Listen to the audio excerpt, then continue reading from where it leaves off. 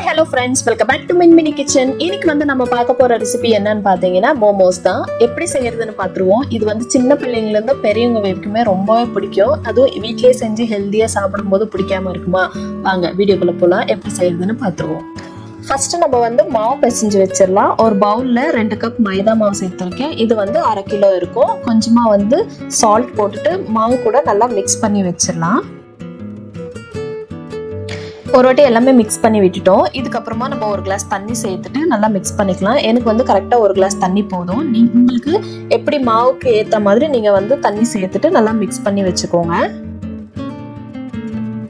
மாவு வந்து பிசையும் போதே நல்லா சாஃப்டா பிசைங்க. அப்போதான் வந்து மாவு நல்லா இருக்கும். ரொம்ப கட்டியா இருந்துச்சுன்னா நல்லா இருக்காது. கொஞ்சமா வந்து ஆயில் சேர்த்துட்டு ஒரு வாட்டி நல்லா பிசைஞ்சு எடுத்து வச்சுக்கலாம்.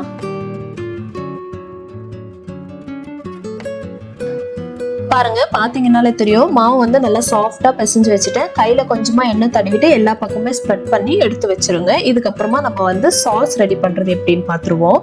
இப்ப வந்து நம்ம மோமோஸ் சாஸ் ரெடி பண்ணிடலாம். ஒரு பாத்திரத்துல ஒரு கிளாஸ் தண்ணி, அதுக்கப்புறம் 10ல இருந்து ஒரு 12 பல் பூண்டு, 3 துண்டு இஞ்சி சேர்த்துக்கோங்க. காரத்துக்கு ஏற்ற மாதிரி நீங்கள் வந்து மிளகாய் சேர்த்துக்கோங்க. இது வந்து கலரும் கொடுக்கும், அதே மாதிரி காரமும் இருக்கும். அதனால நான் வந்து ஒரு 8 மிளகாய் எடுத்திருக்கேன். தக்காளி வந்து 4 தக்காளி நடுவில் ஒரு கோடு போட்டுட்டு நீங்கள் சேர்த்துருங்க. ஒரு 10லேருந்து 15 நிமிஷம் வந்து நல்லா குக் ஆகட்டும். நான் வந்து 10 நிமிஷம் போல தான் வந்து குக் பண்ணேன். நல்லா சாஃப்டா வெந்து வந்துடுச்சு. இதுக்கப்புறமா நம்ம ஆற வச்சுட்டு மிக்ஸி ஜார்ல போட்டு ஃபைன் பேஸ்டா வந்து அரைச்சிப்போம். அரைக்கும் போது என்ன பண்ணணும்னா தக்காளியோட அதோட தோல் இருக்கு இல்லைங்களா, அதை வந்து எடுத்துருங்க. அது எடுத்துட்டாதான் நம்மளுக்கு வந்து நல்லா ஃபைன் பேஸ்ட் மாதிரி நல்லா கிடைக்கும். சரிங்களா, அது எடுத்துட்டோம்னாலே நல்லா இருக்கும். இப்போ மிக்ஸி ஜார்ல எல்லாமே சேர்த்தாச்சு. இதுக்கப்புறமா நம்ம தண்ணி எதுவுமே சேர்க்காம நல்லா திக்கான கன்சிஸ்டன்சிக்கு இந்த மாதிரி அரைச்சி எடுத்துப்போம்.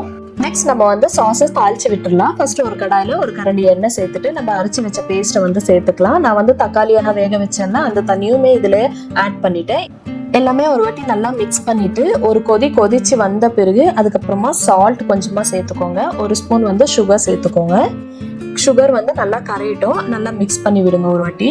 சாஸ் வந்து கொஞ்சம் திக்கான கன்சிஸ்டன்சி வந்த பிறகு ஃபைனலா நம்ம வந்து ஆஃப் லெமன் ஜூஸ் வந்து சேர்த்துக்கலாம். லெமன் ஜூஸ் சேர்க்கும் போது கொதிக்க வைக்க கூடாது, ஆஃப் பண்ணிடணும். இந்த திக்கான கன்சிஸ்டன்சி இருந்தாலே போதும். ஃபைனலா நம்மளோட சாஸ் வந்து சூப்பரா ரெடி ஆயிடுச்சு. நெக்ஸ்ட் நம்ம வந்து மோமோஸ் ஸ்டஃபிங் செஞ்சிடலாம். ஒரு கடாயில 2 கரண்டி எண்ணெய் சேர்த்துக்கோங்க. அதுக்கப்புறமா கொஞ்சமா வந்து பூண்டு வந்து நல்லா பொடியா நறுக்கி சேர்த்துக்கோங்க. அதே மாதிரி பச்சை மிளகாவும் நறுக்கி சேர்த்துக்கோங்க. கொஞ்ச நேரம் வதங்கட்டும். நெக்ஸ்ட் வந்து வெங்காயம் சேர்த்துக்கலாம். நான் வந்து ஒரு பெரிய சைஸ் 3 வெங்காயம் எடுத்து எந்த அளவுக்கு குட்டி குட்டியா கட் பண்ண முடியுமோ அந்த அளவுக்கு வந்து நறுக்கி சேர்த்திருக்கேன். உங்ககிட்ட சாப்பர் இருந்துச்சுன்னா இன்னுமே ஈஸி. நான் வந்து எல்லாமே சாப்பர்ல கட் பண்ணி சேர்த்திருக்கேன். ஃபர்ஸ்ட் வந்து வெங்காயம் சேர்த்துக்கோங்க. வெங்காயம் நல்லா வதங்கி வந்த பிறகு அதுக்கப்புறமா கேரட் சேர்த்துக்கோங்க. கேரட் வந்து நான் 3 எடுத்திருக்கேன். அதுவுமே நல்லா சாப் பண்ணி சேர்த்திருக்கேன். அதுக்கப்புறமா கேபேஜ் சேர்த்துக்கலாம். எல்லாமே சேர்த்துட்டு ஒரு வாட்டி நல்லா மிக்ஸ் பண்ணி விடுங்க. இது வந்து ரொம்ப நேரம் வந்து குக் ஆகக்கூடாது. ஜஸ்ட் ஒரு 5 to 10 மினிட்ஸ் வந்து குக் பண்ணாலே போதும். நல்லா வெந்து வந்துடும். இதுக்கப்புறமா கொஞ்சமா வந்து சால்ட் எல்லாம் சேர்த்துக்கலாம். சால்ட் சேர்த்த பிறகு கொஞ்சமா வந்து பெப்பர் சேர்த்துக்கோங்க. ஒரு குட்டி ஸ்பூன்ல பெப்பர் சேர்த்தாலே போதும். அதுக்கப்புறமா ஒரு குட்டி ஸ்பூன்ல வந்து கரம் மசாலா, ஃபைனலா வந்து கொத்தமல்லி சேர்த்துட்டு நல்லா மிக்ஸ் பண்ணி விட்டுட்டோம்னா நம்மளோட ஸ்டஃபிங்ஸ் வந்து சூப்பரா ரெடி ஆயிடுச்சு. மோமோஸ் தேவையான சாஸ் ஸ்டஃபிங்ஸ் எல்லாமே ரெடி ஆயிடுச்சு. இதுக்கப்புறம் மோமோஸ் எப்படி செய்யறதுன்னு பாத்துடலாம். இப்போ மாவு வந்து கொஞ்சம் அதிகமா எடுத்துக்கோங்க. சப்பாத்தி விட கொஞ்சம் அதிகமாவே இருந்தாலே நல்லா இருக்கும். ஏன்னா நம்ம வந்து ஒரே வாட்டி ஒரு 5-6 வந்து மோமோஸ் ஷீட் செய்ய போறோம். அதனால மாவோட குவான்டிட்டி வந்து அதிகமா இருக்கணும். மாவு எல்லாமே நல்லா ஸ்ப்ரெட் பண்ணி விட்டுட்டு சப்பாத்தி கட்டையில வந்து உங்களால எந்த அளவுக்கு மெல்லிசா தேய்க்க முடியுமோ அந்த அளவுக்கு நல்லா தேய்ச்சி எடுத்துக்கோங்க. நம்ம வந்து தேய்க்கும் போது எல்லா பக்கமும் ஈக்குவலா வரணும் அப்படின்னா திருப்பி போட்டு தேய்ச்சி பாருங்க. அப்பதான் வந்து சைஸும் கரெக்டா இருக்கும், எல்லா பக்கமும் திக்னஸும் வந்து ஈக்குவலா இருக்கும். அதனாலதான் நான் வந்து திருப்பி போட்டு தேய்ச்சி காமிச்சிருக்கேன். இப்போ நம்ம வந்து எல்லா பக்கமும் தேய்ச்சி எடுத்து வச்சாச்சு. நெக்ஸ்ட் வந்து ஏதாச்சும் ஒரு மூடி எடுத்துக்கோங்க. மூடி வந்து கார்னர்ல வந்து ஷார்ப்பா இருக்கணும். அப்பதான் வந்து இந்த மாதிரி கட் பண்ணும் போது சூப்பரா கட் ஆகி வரும். இந்த மாதிரி எல்லாமே வந்து கட் பண்ணி எடுத்து வச்சுக்கலாம். உங்களுக்கு எந்த சைஸ் வேணுமோ அந்த சைஸ் கட் பண்ணிக்கோங்க. இது வந்து கரெக்டான சைஸா இருக்கு. அதனால நான் வந்து இந்த முடி யூஸ் பண்ணிருக்கேன். நமக்கு வந்து டோட்டலா 8 மோமோஸ் ஷீட் கிடைச்சிருக்கு. இந்த மாதிரி பெருசா நம்ம வந்து சப்பாத்தியில தேய்ச்சி எடுத்தோம் அப்படின்னா தான் நம்மளுக்கு வந்து டோட்டலா இந்த மாதிரி கிடைக்கும். ஈஸியாவும் இருக்கும் வேலை செய்யறதுக்கு. இதுக்கப்புறமா ஓரங்கள்ல இருக்கிற மாவெல்லாம் எடுத்துடலாம். இப்போ மாவெல்லாம் ஓரங்களில் இருக்கிறதெல்லாம் எடுத்துட்டோம். நெக்ஸ்ட் வந்து நம்ம மோமோ ஷீட் எடுத்துடலாம். இது எடுக்கவும் ரொம்ப ஈஸி தான். பாருங்க, அதோட திக்னஸும் வந்து கரெக்டான ஷேப்ல இருக்கு. எல்லாமே எடுத்து ஒரு பிளேட்ல போட்டுக்கலாம். இப்போ மோமோ ஷீட் வந்து ரெடி ஆயிடுச்சு. இதுக்கப்புறமா ஸ்டஃபிங் வச்சு க்ளோஸ் பண்ணிடலாம். ஃபர்ஸ்ட் ஒரே ஒரு ஷீட் எடுத்துட்டு 1 ஸ்பூன் வந்து ஸ்டஃபிங் வச்சுக்கோங்க. நம்ம வேக வச்ச காய் வந்து வச்சுட்டு நல்லா இந்த மாதிரி க்ளோஸ் பண்ணிக்கோங்க. பாருங்க, இந்த மாதிரி க்ளோஸ் பண்ணிட்டு உங்களுக்கு எந்த ஷேப் வேணும்னாலும் நீங்க வந்து க்ளோஸ் பண்ணி எடுத்து வச்சுக்கலாம். இந்த மோமோ ஷேப்ல தான் இப்படி தான் வேணும்னாலும் நீங்க ட்ரை பண்ணுங்க. இந்த மாதிரி நீங்க வந்து ட்ரை பண்ணீங்கனாலும் நல்லா தான் இருக்கும். இல்லை வேற மெத்தட்ல பண்றேன் அப்படின்னாலும் நல்லா தான் இருக்கும். பாருங்க, இந்த மாதிரி நீங்க ஒரு வாட்டி ட்ரை பண்ணி பாருங்க.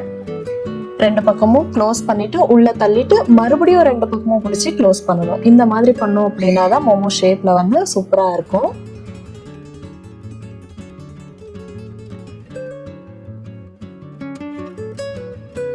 ஃபைனலா வந்து இந்த மாதிரி க்ளோஸ் பண்ணி விட்டுருங்க. அவ்வளவுதான், நம்மளோட மோமோஸ் வந்து சூப்பரா ரெடி ஆயிடுச்சு. பாருங்க, இந்த மாதிரி தான் இருக்கும். பாத்தீங்களா, நம்மளோட மோமோஸ் எல்லாமே ரெடி ஆயிடுச்சு. இதுக்கப்புறமா இட்லி பாத்திரத்துல வச்சு ஸ்டீம் பண்ணி எடுத்துருவோம். எல்லாமே அடிக்கிட்டு ஒரு 5ல இருந்து 10 நிமிஷம் போல ஸ்டீம் பண்ணிட்டோம்னா நம்மளோட மோமோஸ் வந்து ரெடி ஆயிடும். ஒரு 10 நிமிஷம் போல அப்படியே இருக்கட்டும். இப்போ வந்து ஓபன் பண்ணி பார்த்துடலாம். நம்மளோட மோமோஸ் வந்து ரொம்ப சூப்பரா வந்து ரெடி ஆயிடுச்சு. இப்போ எல்லாமே எடுத்து சர்விங் பிளேட்ல வந்து சர்வ் பண்ணிடலாம். கண்டிப்பா நீங்களும் வீட்ல ட்ரை பண்ணி பார்த்துட்டு எப்படி வந்திருக்குன்னு கமெண்ட் பாக்ஸ்ல கமெண்ட் பண்ணுங்க. எந்த உணவுமே வந்து வேஸ்ட் பண்ணாம சாப்பிடுங்க. ஃபைனலா நம்மளோட மோமோஸ் அவுட்புட் வந்து செம்ம சூப்பரா இருக்கு. அதுவும் சாஸ்ல தொட்டு சாப்பிடும் போது செம்ம டேஸ்ட். கண்டிப்பா நீங்களும் வீட்ல ட்ரை பண்ணி பாருங்க. என்னோட சேனல்ல இருக்கிற மற்ற ரெசிபிஸ் எல்லாம் செக் பண்ணி பாருங்க. உங்களுக்கு பிடிச்சதுன்னா ஒரு லைக், ஷேர், கமெண்ட் பண்ணிட்டு என்னோட சேனல் சப்ஸ்கிரைப் பண்ணிக்கோங்க. இன்னொரு ரெசிபில பார்க்கலாம். Until then, bye from Hema. Bye.